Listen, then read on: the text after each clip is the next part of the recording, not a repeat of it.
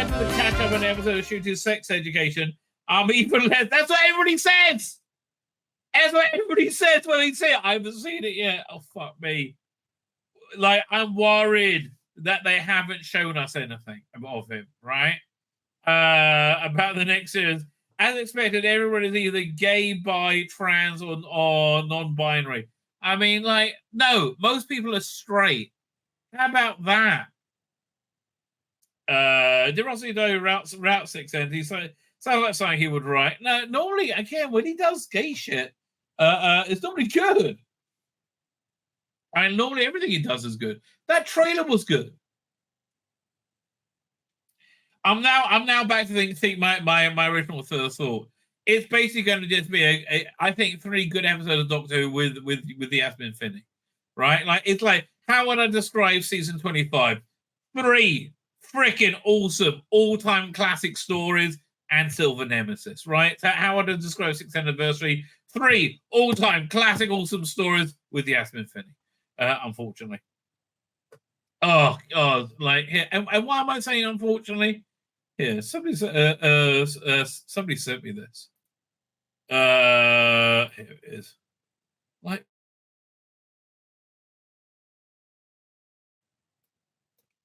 everybody should live and let live. You know, the way that they you know, that their conscience and they feel dictated to, right? Everybody should, like, just live and let live, right? But this isn't an identity. This is a sexual kink. This is very obviously a sexual kink, right? It's not. I don't believe it's an identity. This, to me, looks like a kink, doesn't it? I mean, and I have nothing against him having this kink. What the problem I have is her having the kink, right? I'm never against this person having that kink. What I do have a problem with is pretending kinks are not kinks, right? Listen, I like how can I describe this? Hot porn star looking women dressed as schoolgirls in heels, fishnet stockings, and suspenders. Now, I'm not sure I can call that a kink, but, you know, I wouldn't call it not a kink, right? I wouldn't put it on a street corner and go, oh, look, kids, totally fucking normal, absolutely fine. You know, no. My masturbatory fantasies, of which there are many, right, should not be broadcast and normalized, especially my ones, which are both fantastic and very, very dirty, right? Very dirty indeed. Like, sometimes even I feel like I need to shower after indulging my sexual. Well, you see, that's the trouble. I have a very good imagination, right? Yeah, that is a cross I have to bear. Not the final, the penultimate What's Some Future. Where'd it go? Is it? There's not an Afro yet. And also, they got information about the new. I'm bothering getting. So fine. So there's a coda that comes out next year. I guess it's got some relevance to the new era of Doctor Who. There's some spoiler that they're waiting. Cover artwork and story details revealed for the 2nd of October's full-cast audio drama release in the Once and Future series from Big Finish Productions. And yeah, look, the 8th Doctor and Susan is a great pairing. They've been a great pairing for quite some time. And we've got Tom Baker in it, and putting Alex Kingston as well. Yeah, this feels like the Doctor's family, right? So, and you know, I like that Capaldi had a picture of both Susan and River Song on his desk. I think that really worked. Back to the beginning, or is it the end? Old friends and enemies shall gather as answers are promised. First, a family reunion and the union. So the union is the big badness. The 8th Doctor, Paul McGann, granddaughter Susan Caroline Ford, and future wife River Song face the unimaginable threat in the union. The climactic 7th episode of the 6th anniversary audio drama Once and Future. And again, there is another episode next year, but it's a year away. So the main body of story, this must be like the season finale. The doctor responsible with a distress call from granddaughter Susan, taking him to the Diamond Array, a huge multi-dimensional space station. Once there, his instability increases as the fourth Doctor and the eighth Doctor discover the array's terrible purpose. I was written by Matt Fitton. So Matt Fitton he's been a bit dodgy of late, but somewhat reliable. Meanwhile, Riversong has made a deadly alliance to save her. So it's a bit of a shame that it's not the Jonathan Kerry War Master. War Doctor. But honestly, that's just fizzled out. It really has. It's a real shame because that range was really good as well, with some real classics, I have to say. So where are we up to? So you can order it here. So the sequel is going to be revealed.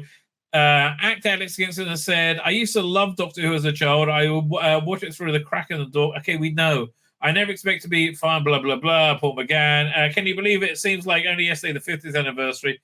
Yeah, but there's a lot of water flowed under that bridge, mate, right? A lot of water has flowed under that bridge. I never expected when I signed up in a 2-episode storyline. Oh, I took that back to Alex Kingston. 1 second. Is there another series still out there? Of course, it hasn't been continuous in one sense, but it's still here. It's surviving. And I think that's due in part to the people who love it and keep it going. Actually, I'll say a real takeaway I got from the Doctor Who Am I documentary, which I thought was excellent, was how much Paul McGann really loves and appreciates the fans, right? And he very much does, right? So I think he sees them as a vital part, right? An absolute vital part of Doctor Who, of the phenomena that is Doctor Who. Fine. Is there saying anything else about this? You can buy a digital download, Big Finish app. Is there a trailer for it yet? I mean, really, really should be. Circle, once in future. Right, so Coda. They have all these problems with the if you're getting the physical. No trailer for it yet. And then next year, second. You have the final act. We don't know who's in it. We don't know what's going on. But November 22nd. This is for the 61st anniversary. That's the 8th part. So this is the 7th part. This looks good. Look, this whole series has been very good, right? I recommend it highly. Oh, that's interesting. So Masterful, I think you can get on a sale right now for $30. I don't know. I think they should just throw in the Terror of the Master with it. Honestly, so I would say excellent. Okay, fine. So let's move on. So that looks good. Let's move on to the reconstructions, right? So I was going to talk about this like as a side thing, but then I saw there was an article about AI and reconstruction as well. So I thought the two things tie both to each other. So I was just thinking again. This is just what I do oftentimes when I'm sitting and I think of things, right? Let's say I had unlimited money, right? What would I do, right? There's like one of the questions I asked myself. So I've long said I'd love to set up a reconstruction or something like Marco Polo, much in the same way they did a reconstruction of Mission to the Unknown, right? Those college, and it looked fantastic. Right, looked absolutely fantastic. We'll do a reconstruction of Marco Polo. I would say starring Stephen Noonan over David Bradley, right? And you'll hear why soon, and whoever else, right? And I think I would fund this by crowdfunding, and the only way that you get to see it by backing it, right? Because when it's done, it's going to be gifted to the BBC for them to use in whatever commercial product that they want. They put it on TV. They put its content for them. They can put it on the in the box sets. But I propose, right? Ideally, 5 different versions. So what will be the 5 different versions? Well, firstly, the Stephen Noonan one. Again, Stephen Noonan's First Doctor is freaking excellent, right? His understanding of who that character is and who William Hartnell is and how he makes those acting choices. He is absolutely spot on. If you want to see how much he understands Doctor Who, go and check out the, I believe it's on Type 40, right? Dan had a great stream last night about Sapphire and Steel, which I'm quite into doing a bit of a revisit for in the after the death of David McCallum. So he has Stephen Noonan doing a deep dive on different Doctor Who stories on a panel, and Death of the Daleks, and what was it Terror of the Zygons? Maybe it was the other one. I can't remember. But like you see his incredible understanding of it, right? Anyway, I digress. So you have version 1, black and white in color, right? Which is a reconstruction of Marco Polo, right? And you can pay more to be there, you could be in the audience, for example. Different things, different perks. It's a crowdfunding campaign. So that's version 1 and 2, black and white in color. Version 3 and 4. Now here's the bit where AI comes in. I realize the technology is here now, absolutely. With face swap technology, to take Stephen Noonan's face out and put William Hartnell's in, right? That, in effect, would be a perfect... for the next step, it will be a perfect reconstruction. Then you take out his... put that in instead, right? So you now have William Hartnell's face talking. We have the technology to do that, right? And you have William Hartnell's voice, and then we have software that you could lip sync it, so he looks like he's saying those words, right? And it's essentially Steve Noonan and the cast are wearing William Hartnell and Carol Ann Ford digital masks and using their voice. Those would be 100% photorealistic, near perfect reconstructions, which with the technology we have now, and I can't imagine you wouldn't be able to crowdsource the cost of that, right? I think Big Finish should be doing something like that, right? So that's what, and then you have other things you do. You've got with AI, they cracked it so you can film yourself and turn yourself into a cartoon, and the way they do it is called you have to have a style sheet, because each frame it redraws who you are in a different style. But if you have a style sheet, that it's that confines it to do it to have it be one style. At that point, well, firstly you can get like really interesting, great animated Doctor Who, right? Which I've always wanted to see. But equally, you can make the style sheet be entirely photorealistic, right? So again, you would be able to do pitch perfect reconstructions of the animators here. Let's show you the who was it? The Celestial Toymaker one, because I'm sure there's a lot of, I don't know, if not rotoscoping. This stuff is now very achievable in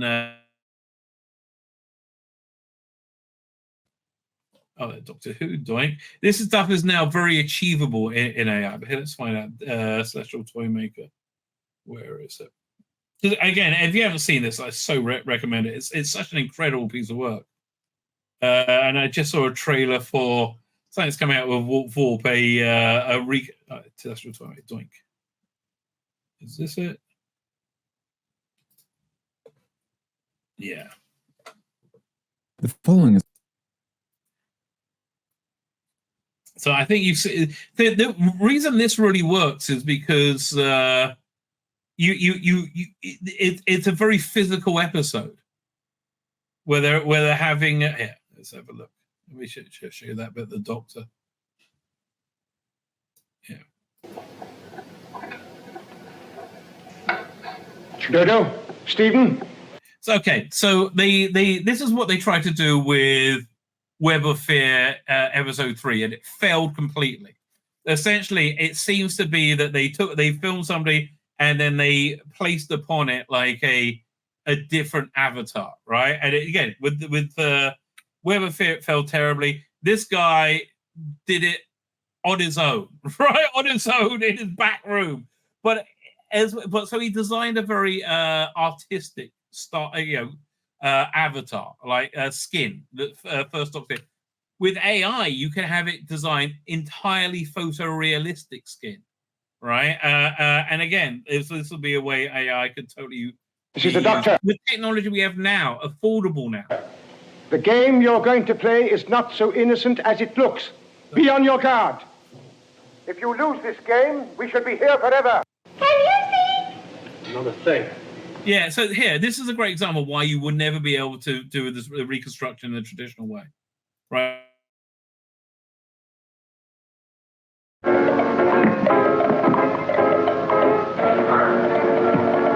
Right, yeah, this is just impossible in the current form of animation. That was close.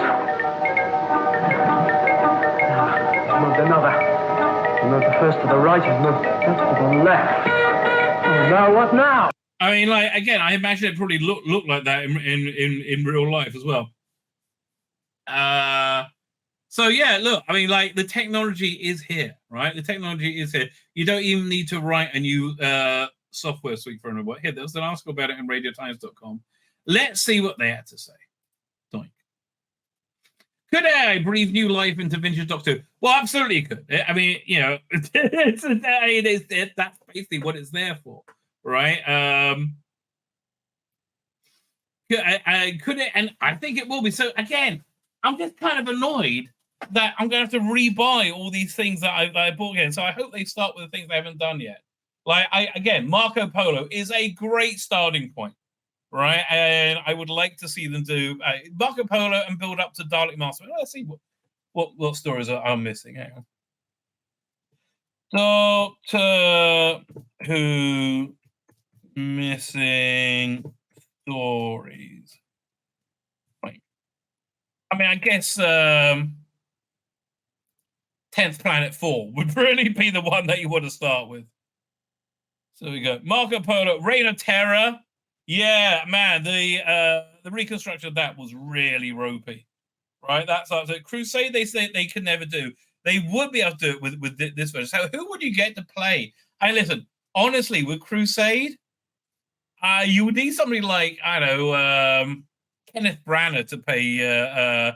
Was it King? Who was it? Richard the Lionheart. Who would play? What's the name?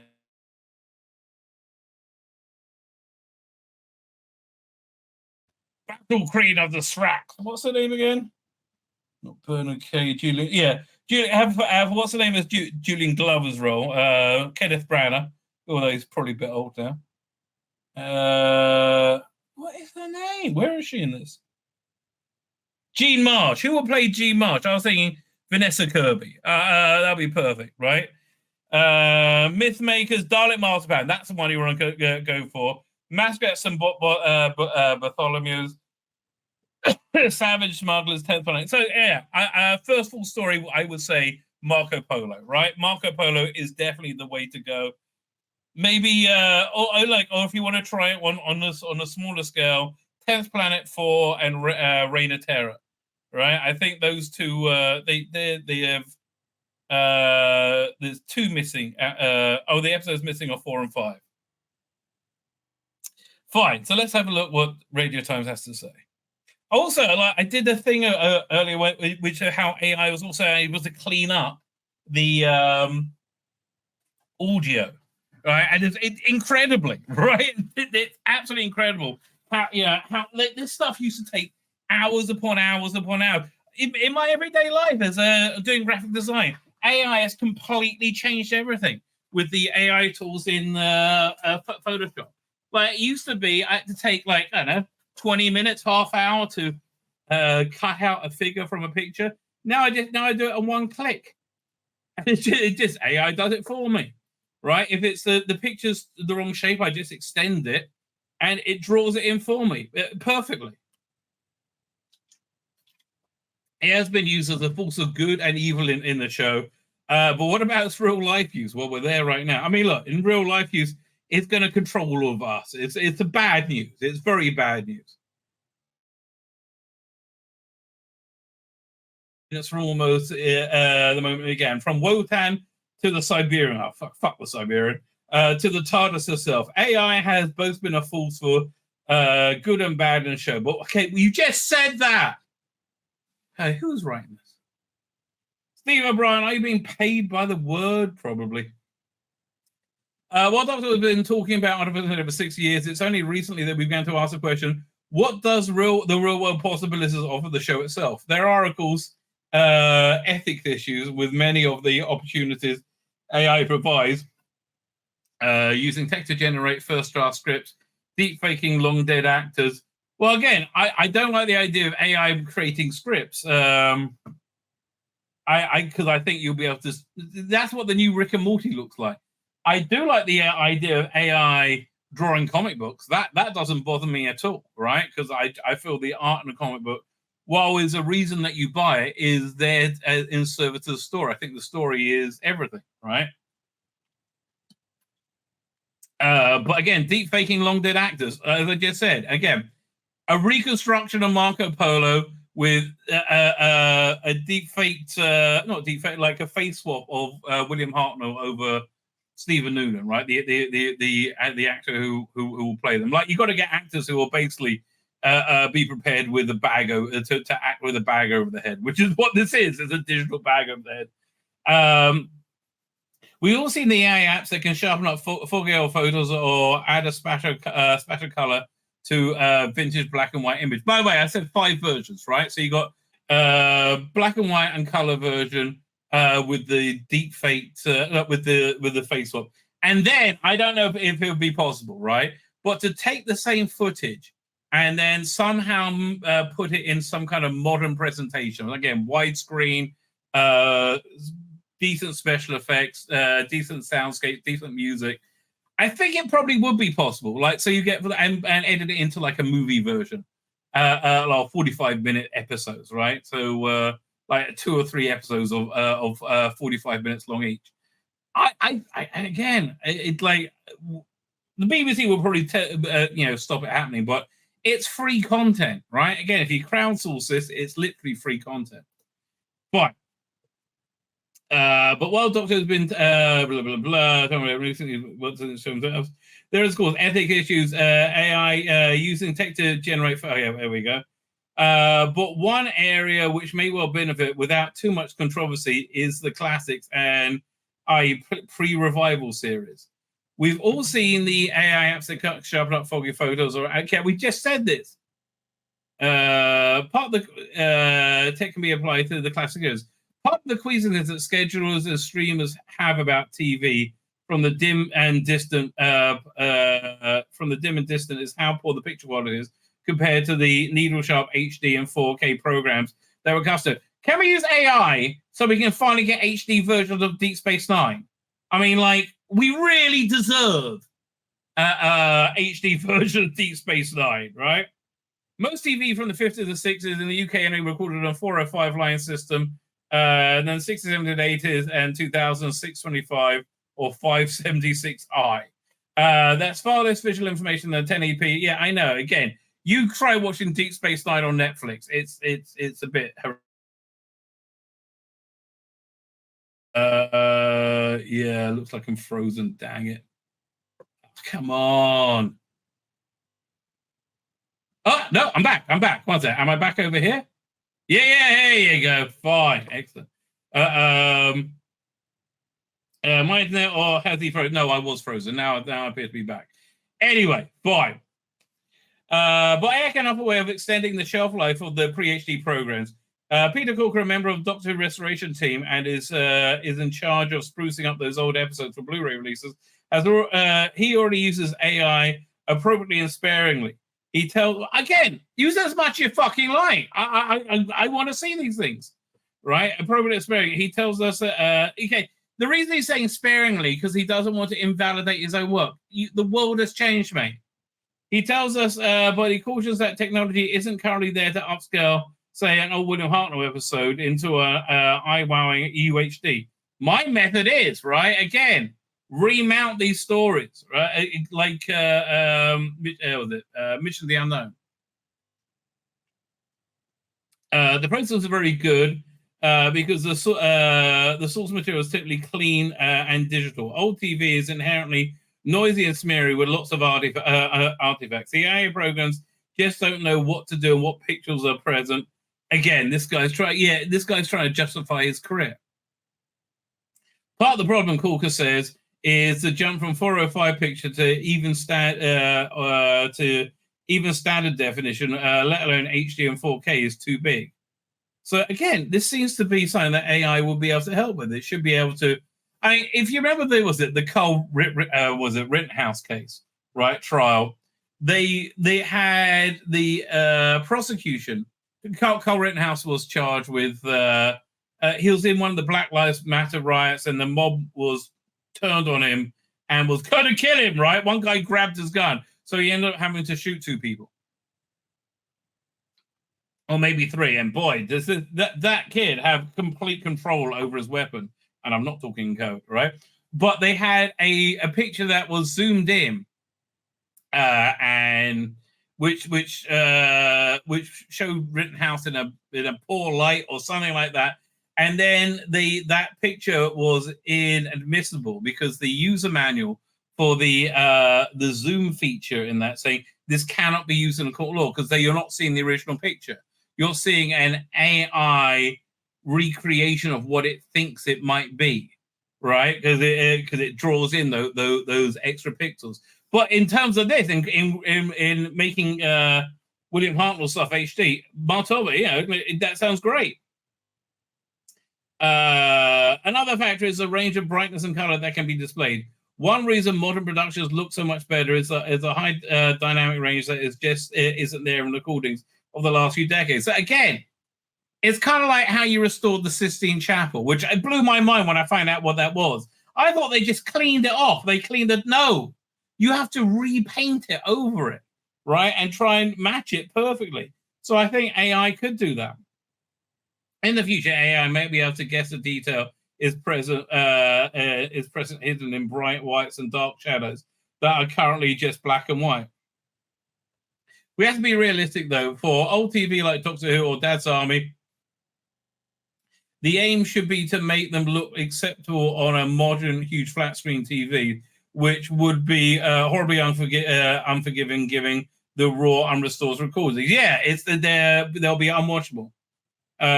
Without any kind of slick up, there's a danger that older television will become hard to find. I agree. And the preserve of cultural scholars and the cult TV devotees only. But Croker believes that the technology will one day be available to digitally recreate vintage TV episodes. Well, I think it probably is now. My tomorrow's prediction is I'm using Steven Noonan as just an avatar here, right? You film him, right? Recreating 10th Planet episode 4, right? And face swap him, which you could. Here's the thing that blows my mind. They only use that for porn, for God's sake, right? I mean, like literally only used for porn. It could be used for. I mean, it's going to be used for politics, I guess, this year. And then take out his voice and put in a spruced up recording of William Hartnell's dialogue, lip sync it. You're there, right? You're literally there at that point. In fact, you can even add it. You can degrade the picture a little bit to make it look more realistic. My total prediction is that eventually image and data processing will be fast enough for the software to assess a TV program, identify the elements within the pictures, people's faces, costumes, sets, lighting, etc., and create a full 3D library of those elements. Man, a 3D library that can be replaced with HD versions generated piecemeal. Blimey, okay, and matching of text, as he explains. Yeah, I think we're very close to that. High quality photos of the sets and the actors, if they exist, could help. The movements will be tracked and reproduced. And element again, if I had unlimited funding, I would have a AI lab working on developing this stuff. That totally is there now in high budget move. Was it? Would help. The movements will be tracked and reproduced, and the elements will be mapped back to produce what is effectively a photoreal high resolution computer animation based on the original production. Yeah, essentially like that. You again photorealistic reconstructions of each frame, and then you just play them, and then it works. The technology is there now in high big budget movies for quite limited use. It's not, again, if I for my $10 a month subscription to Midjourney could do it, like I think if you have a dedicated hardware designed for this stuff, you absolutely could do it. But it's really 20 to 30 years before it will be achievable in an acceptable standard and a sort of budget. No bullshit, probably 20 to 30 weeks. And the material I work on. So we shouldn't necessarily expect Evil of the Daleks to look so piercingly clear as Evil of the Daleks anytime soon. Man, if you could improve Evil of the Daleks, and that was the best thing Whitaker did to be as good as Evil of the Daleks, I don't care if we are slaves to our machine overlords at that point. That's cray-cray, darling. That's absolute cray-cray. So yeah, listen, I think this guy's being way too pessimistic. But the way to go again is in reconstruction. I mean, just look at the Celestial Toymaker. It was perfect, right? It was the best reconstruction we've seen and probably the cheapest one to produce, right? It was done by a fan on his own, right? It wasn't it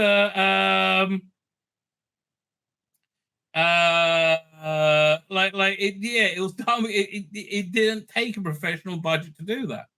Right. So I don't know why that wouldn't be the way to go. And that's just doing him that way. But again, I think you could face swap them and make them look like freaking incredible. This is pretty cool. One of the fun things about lead up to blah blah blah regarding Jim Redgrill's unit is blah blah blah blah. Asking which of the fans would want to see the return of in the series, with the key art image was released a lot, spotlighting Neil Patrick Harris's Toymaker in one of the best looks at one of the best looks at the Wraith Warriors, along with the Daleks, Cybermen, and Jadoon. So okay, I find it interesting here.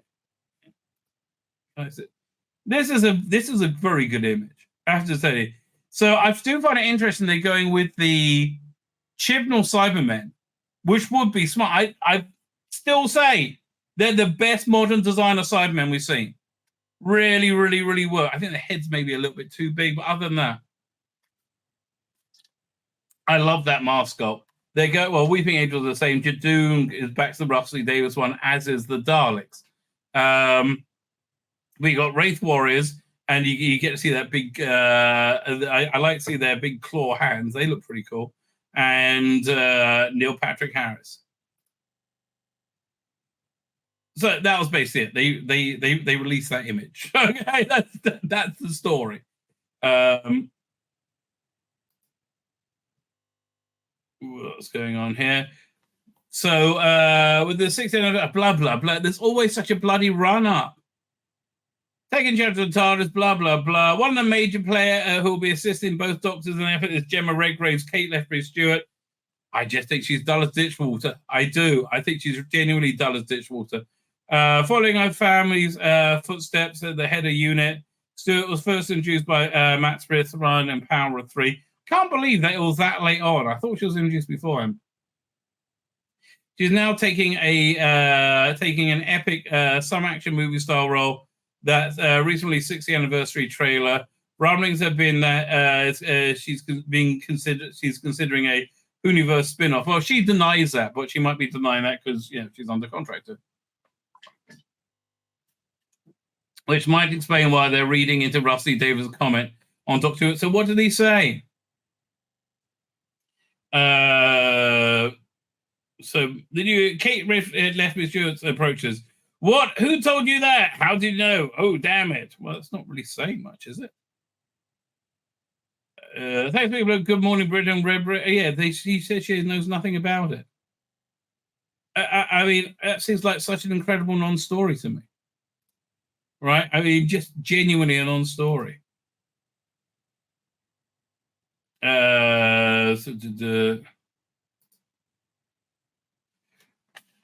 Doctor Who latest theme music revamped to debut on Radio 2 next month. So what day is this? And again, seeing it without the titles sequence is a bit, I don't know. Do we say when? So recorded on the 28th of September. Yeah, that big concert in the Millennium in Cardiff featuring Alistair King. Musical pieces broadcast for the first time include both the Bill Myers' latest version of the Doctor Who theme music, plus the tune of the 15th Doctor called 15th. I guess he's the 15th Doctor then. And Ruby Sunday, the new companion. Okay, so but when are we hearing this? Fans of the show will be treated to other familiar themes, blah, blah, blah. The concert will include, or did include, Joe Wiley said, as listeners to my Radio 2 show know, I'm a huge Doctor Who fan, so I'm presenting this concert. It's a dream come true. How better to mark the incredible 6th anniversary of the show with a wonderful celebration of music? Yeah, okay, I agree with you. So when's this going to be on? BBC 2, Martha's Murder, blah, blah, blah, Doctor Who. When? 15th of October, right? So we've got to wait 2 weeks. All right, 2 weeks. Fine. Let's see, is there anything else in Doctor Who news? We just went over that. No, I think we're caught. So let's look over. Is there anything else new? Does Matt's final Doctor Who episode secret include River? Probably not. 10 thing everything got wrong about the Daleks. Okay, well, as long as it's only about Chris Chibnall. Remaining Doctor Who previews to be released this week. No interest. Magic the Gathering, no interest whatsoever. From Alan Rickman to Cumberbatch. I think this was on multiple websites. Benedict Cumberbatch didn't attend his doctor's appointment. No, apparently during an interview in 2011, Cumberbatch revealed that he was encouraged by the quickly exiting incumbent David Tennant to throw his crazy felt hat into the ring for the Gallifreyans Mokia. Despite ultimately lucrative collaboration with Moffat, Cumberbatch declined the invitation. Further explained the role of Doctor meant you're in a bottle, you're on a bottle, you're on a school lunchbox. Sometimes, well, look, dude, same thing happened with everything else. Brian Blessed made things unpleasant. Well, this was in the 60s. They wanted him instead of Patrick Troughton, wasn't it? When was this? In Conversation on Telegram 2014, he was invited to Doctor Who, already folded in the 60s. He missed the opportunity, but luckily he wasn't turned away to play King of Card a few years later. Bernard Crimmins also almost took longer Doctor Who story. What was this? He was in David Tennant's run, the Peter Cushing film, right? Completely unknown. You may know Cribbins. Okay, blah blah. He recalled being asked what he would bring to the role in telling those in charge that he'd been a paratrooper and knew how to fight. He was a little ahead of his time, and the era of the Doctors fine. Alan Cumming had to go, though. This was in the 90s, wasn't it? Alan Cumming running from the Daleks. I know, and he was so awful as in the Jodie episode. He originally due to play the Doctor in the revival series 2003. The plans were scrapped in favor of the reboot by Rusty Davis. I don't think that ever happened. Dame Judi Dench could have been Doctor. When was that? Judi Dench was reportedly the favorite of the series producer, executive Jane Tranter. Well, you didn't know what you're talking about, darling. Alan Rickman. So he was supposed to be in the Doctor Who movie, wasn't he? Yeah. In the 90s, directed by Leonard Nimoy. And then we have a couple of people shagging. This is very sexual, right? Got people in bed, lots of skin. That just looks sexual to me, baby. Okay, what is all this? Okay, I don't know what this site is. It's Perv Central, mate. Leave me alone. Okay. My name's Tzvi Lebetkin, the Rabbi from another planet. Please like, share, and subscribe, and ring that little bell. Ring the little bell so you're notified when new videos drop.